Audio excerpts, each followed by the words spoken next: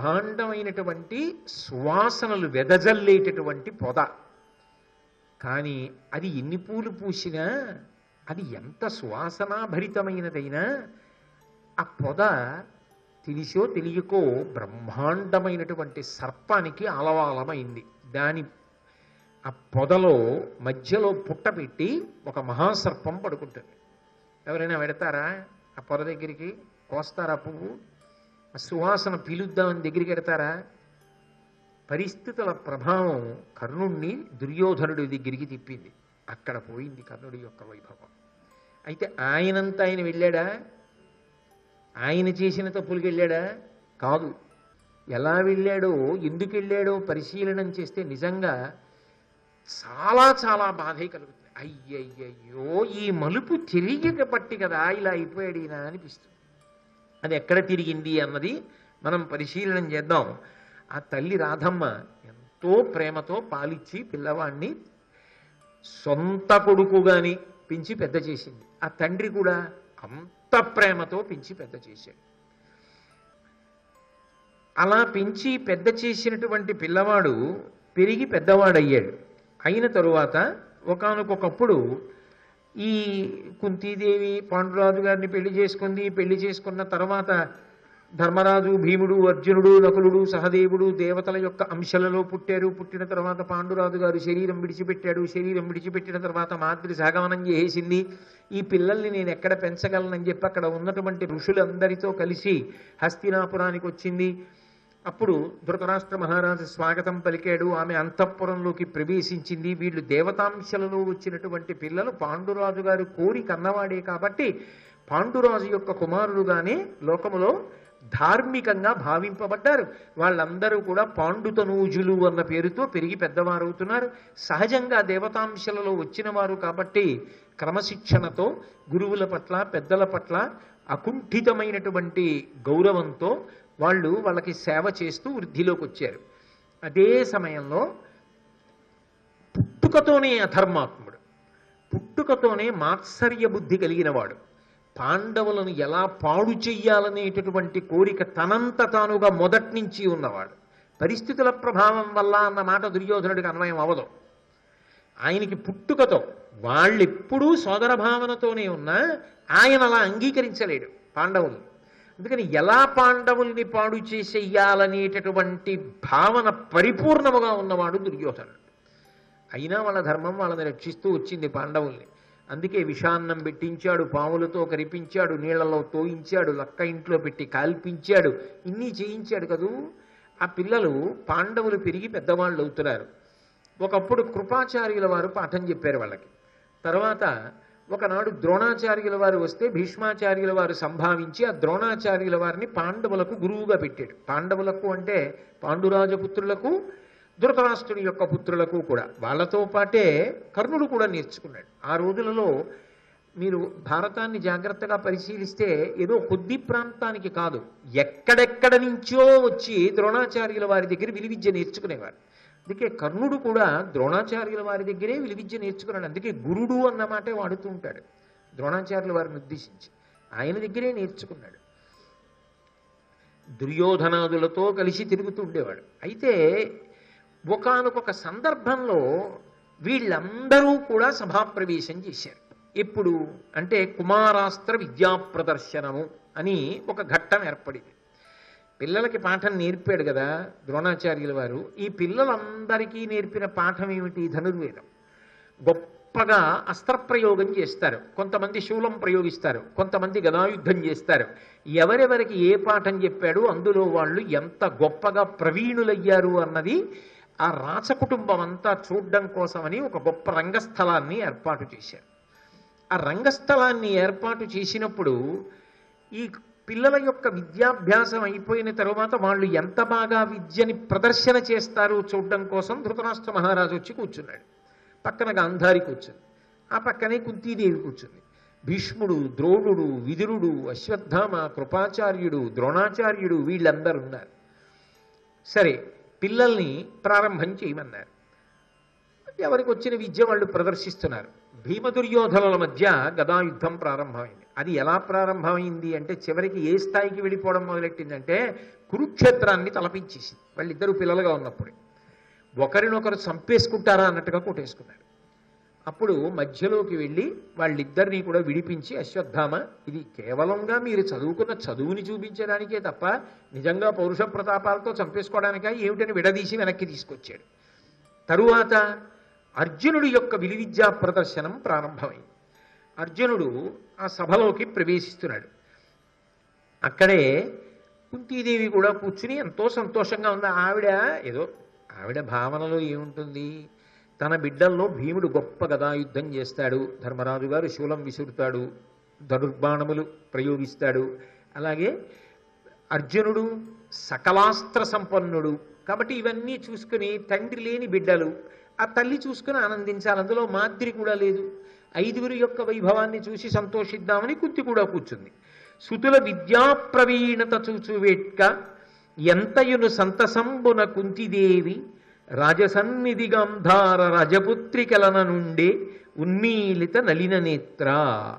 ఆ ధృతరాష్ట్ర గాంధారీదేవులతో కలిసి కుంతీదేవి కూడా కూర్చుని చూస్తోంది, సంతోషిస్తోంది. ఓ, నా పిల్లలన్నింటిలో పై చేయి, ఎంత బాగా విద్య నేర్చుకున్నారు, ఎంత బాగా విద్యని ప్రదర్శనం చేస్తున్నారని ఆవిడ ఎంతో ఆనందంతో ఆ అస్త్ర ప్రదర్శనాన్నంతటినీ కూడా పరిశీలనం చేస్తోంది.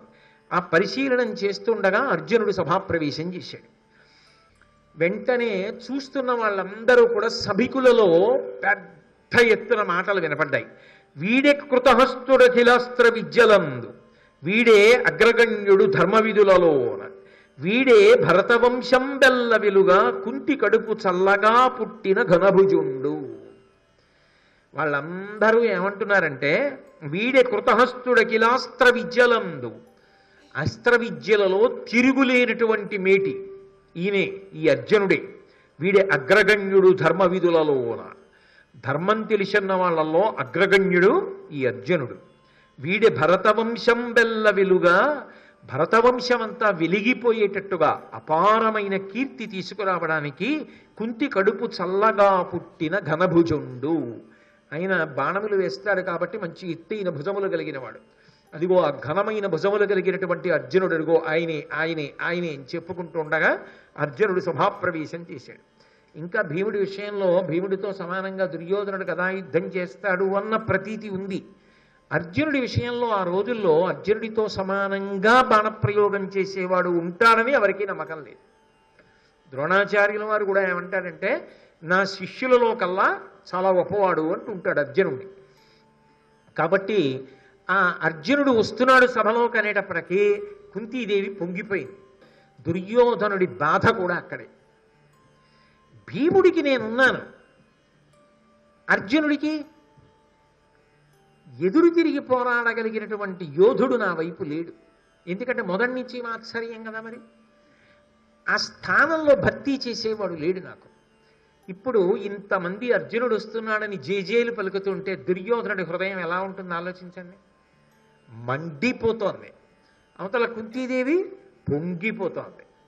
ధృతరాష్ట్రుడు బయటపడడం చూడ్డానికి ఏం లేదుగా, తర్వాత తెలుసుకుంటాడు ఏమవుతోందో.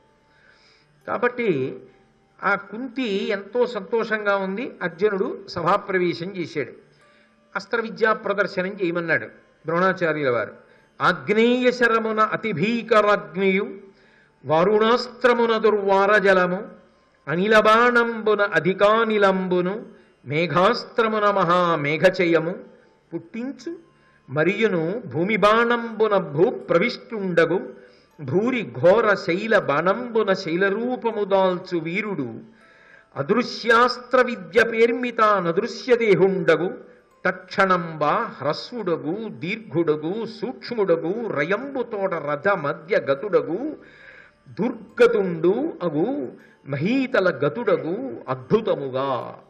అర్జునుడు ఎన్ని అస్త్రములను ప్రయోగించాడు అంటే చూసేవాళ్ళందరూ ఆశ్చర్యపోయేటట్టుగా వారుణాస్త్రాన్ని ప్రయోగించి అద్భుతమైనటువంటి పెద్ద నీటిధారలు పడేటట్టుగా చేశాడు. అలాగే వాయవ్యాస్త్రాన్ని ప్రయోగించి గొప్ప గాలి పుట్టించాడు. మేఘాస్త్రాన్ని ప్రయోగించి పెద్ద మేఘమండలాన్ని సృష్టించాడు. భూమి బాణంబు భౌమ్యాస్త్రాన్ని ప్రయోగించి ఆయన భూమి యొక్క రూపాన్ని పొందాడు. అలాగే శైలాస్త్రాన్ని ప్రయోగించి పర్వత రూపం కింద మారిపోయాడు. అలాగే ఒకప్పుడు అదృశ్యాస్త్రాన్ని ప్రయోగించాడు, తాను కనపడకుండా పోయాడు అస్త్ర ప్రభావం చేత. ఒక్కొక్కసారి ఆయన ఒక్కొక్క అస్త్రాన్ని ప్రయోగించి ఒక్కొక్క మంత్రాన్ని ఆయన లోపల మననం చేసినప్పుడు పుట్టివాడైపోతాడు, పొడుగువాడైపోతాడు, లావుగా అయిపోతాడు, సన్నగా అయిపోతాడు. అకస్మాత్తుగా భూమి మీద కనపడతాడు, రథంలో కనపడతాడు, రథం నొగల మీద కనపడతాడు. ఇవన్నీ చూస్తే సభలో ఉన్న వాళ్ళందరికీ ఎంత ఆశ్చర్యంగా ఉంటుంది.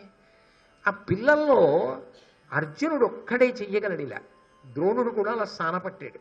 అందుకే ఎంత ఆనందపడిపోయి అందరూ కరతాళధ్వనులు చేస్తుంటే ద్రోణాచార్యుల వారు తెల్లగడ్డాన్నిలా ఓసారి నిమురుకుంటూ పరమానందపడిపోతూ తన శిష్యుడు ఇంత గొప్పవాడైపోయాడని ఆనందపడిపోతుంటే, కుంతీదేవి కన్నుల ఆనంద భాష్పాలు కాచేస్తుంటే, దుర్యోధనుడి కడుపు మండిపోతుంటే, అర్జునుడు ఇవన్నీ చేస్తుంటే ఎంత గొప్పగా ఉంటుంది, ఎంత రసరంజకంగా ఉంటుంది ఆ కుమారాస్త్ర విద్యా ప్రదర్శనం. అప్పుడు వచ్చాడు అనుకోకుండా ఎవరు? కర్ణుడు. ఆయన సభలోకి వచ్చేటప్పటికీ ఆ రంగస్థలం మీదకి ఆయన్ని ఎవరు పిలవలేదు, ఎవ్వరూ పిలవకపోయినా ఆయన వచ్చాడు. ఆ వచ్చిన వాడు ఎలా ఉన్నాడు అన్నది చెప్తున్నారు నన్నయ్య గారు. సాలప్రాంశు నిజోజ్వలత్కవచు శశ్వత్కుండలోద్భాసితున్ బాలార్క ప్రతిమున్ శరాసనధరున్ భద్దోగ్ర నిస్త్రంశు శౌర్యాలంకారు సువర్ణవర్ణు ఘను కర్ణాఖ్యున్ జగత్కర్ణపూర్ణాలోలద్గుణు చూచి చూపరు ప్రభూతాశ్చర్యులై రచటన్. ఏమి సభాప్రవేశం చేయించారో కర్ణుడిని. అర్జునుడి కన్నా అద్భుతంగా ప్రవేశపెట్టారు. సాలప్రాంశు, ఆ కర్ణుడు రంగస్థలం మీదకి నడిచొస్తుంటేట మద్ది చెట్టు, తెల్ల మద్ది చెట్టు నడిచొస్తుంటే ఎలా ఉంటుందో అలా ఉన్నట్టంటే అంతెత్తునుంటాడు. తెల్ల మద్ది చెట్టుని చూడగానే విచిత్రంగా ఉంటుంది, పాలు పోసిన బెరడా అన్నట్టు ఉంటుంది, అంత తెల్లగా ఉంటుంది దాని కాండము అది. కాబట్టి అంటే దాని అర్థం ఏమిటి? తెల్ల మద్ది చెట్టులా ఉంటాడంటే, తెల్ల మద్ది చెట్టు ఏదో తాటి చెట్టులా పెరగదు, అది గుండ్రంగా లావుగా అంతెత్తునుంటుంది. సన్నగా ఉండి అంత పొడుగ్గా ఉన్నా వీరత్వానికి అంత అందంగా ఉండదు, బాగా లావుగా ఉండి పొట్టిగా ఉన్నా అంత అందంగా ఉండదు.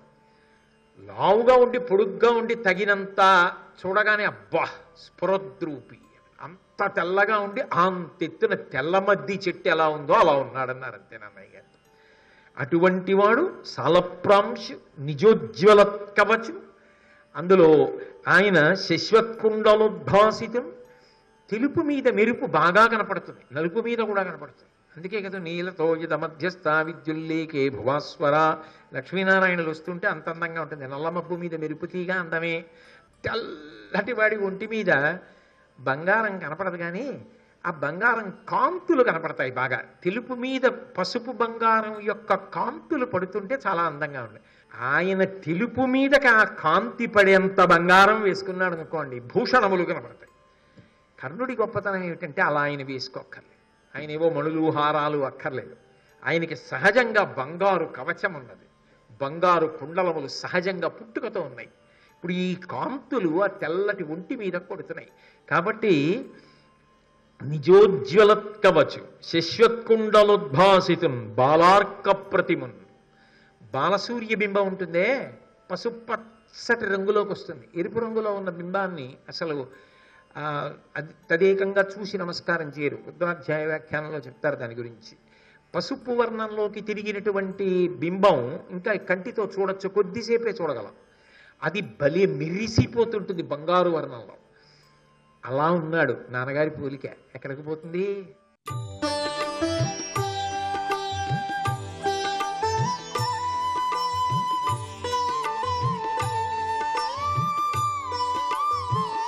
సర్వం శ్రీ ఉమామహేశ్వర పరబ్రహ్మార్పణమస్తు.